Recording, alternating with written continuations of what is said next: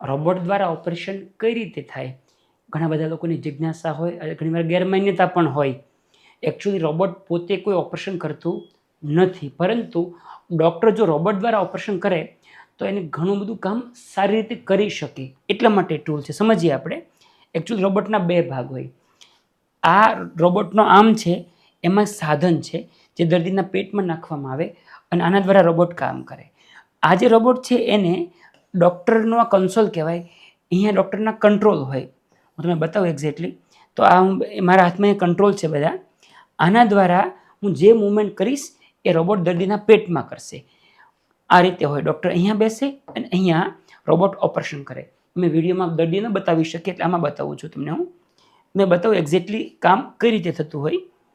અહીંયા આ મૂવમેન્ટ શરૂ છે.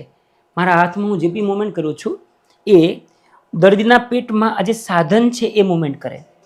ફાયદો એવો છે ખાલી કે મારા હાથની અંદર જો હું જાતે ઓપરેશન કરું તો આપણા હાથની મર્યાદા હોય મૂવમેન્ટની.